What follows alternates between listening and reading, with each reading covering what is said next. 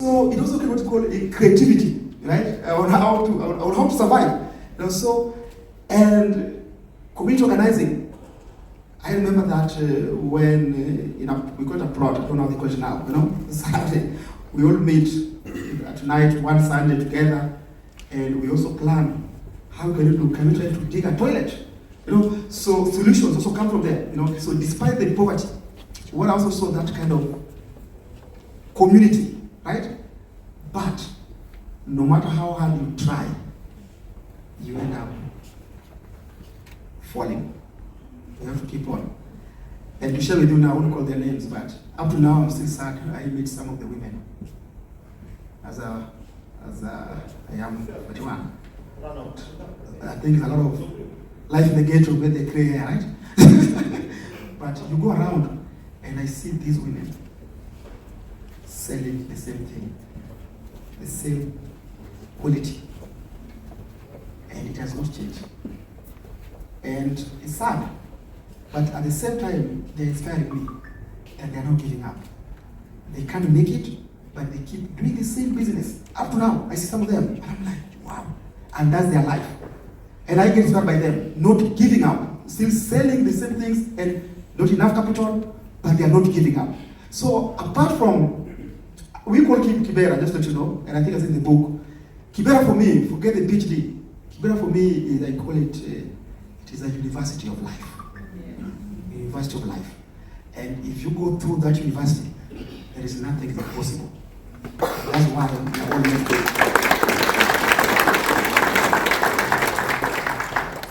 Kennedy Odede there, this book is remarkable, but his life, it reminds me when you read the book and you look at Kennedy, what he's actually been able to do.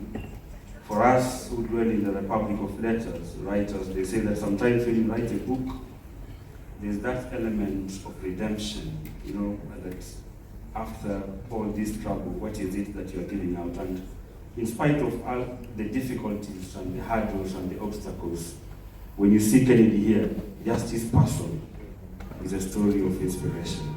Just seeing him, because he was able to overcome those challenges to be who he is. But Kennedy, talking about education, you never had a formal, proper education. And here you are, we can engage you on this panel on the National Service, KDC English Service. You speak impeccable English. Where did you get your English? That's also part of Kibera, right? So in Kibera, it was really, really hard. So as you know, Paki got free education, but that was kind of late. There's a school called Olympic Primary School.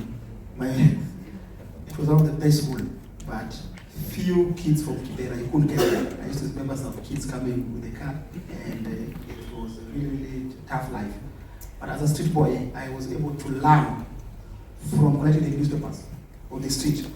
And this is about drive, right? I think when you really want to, in life, I think there is nothing that can stop you when you really want to achieve something in life, right?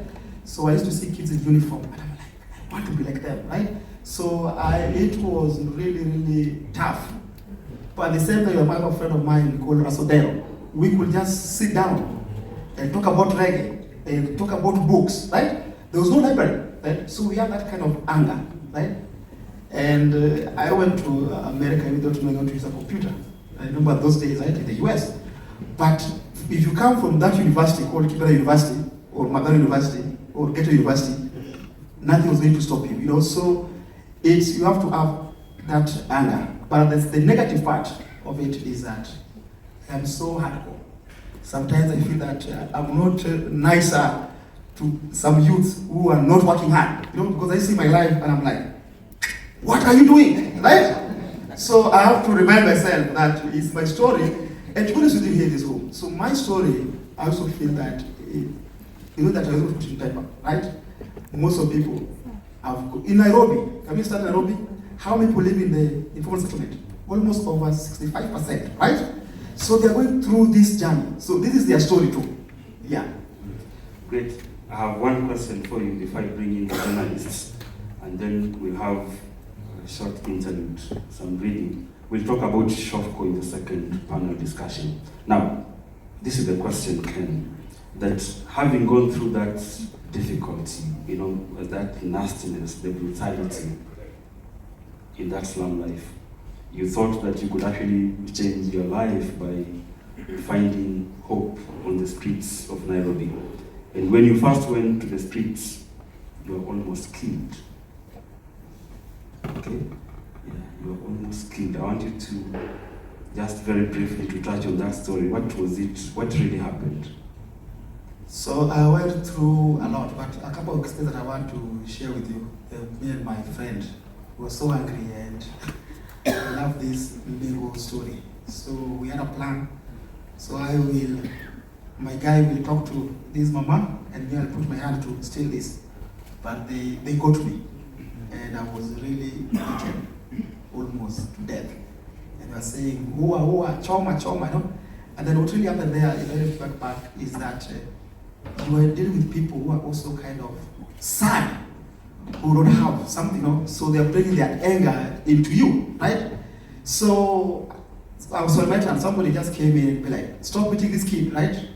And then for me, that was a turning point for me. Like, there is Angel, right? Someone saved my life. I don't remember his name. He just said, "I'm a good Samaritan." And then went, he did me some shopping, he gave me some food, and I asked, "Who are you?" Good Samaritan, right? So you see that on your journey, you have to learn from it, right? So what happened to me on that tough life is in every situation, there are good people. There are also some good people. In anything you're going through, there are also some good people. As I'm going to be engaging the two journalists who are sandwiching me and Ken. So, but before I do that, I want to prepare our readers. Jeno Pondo, where are you?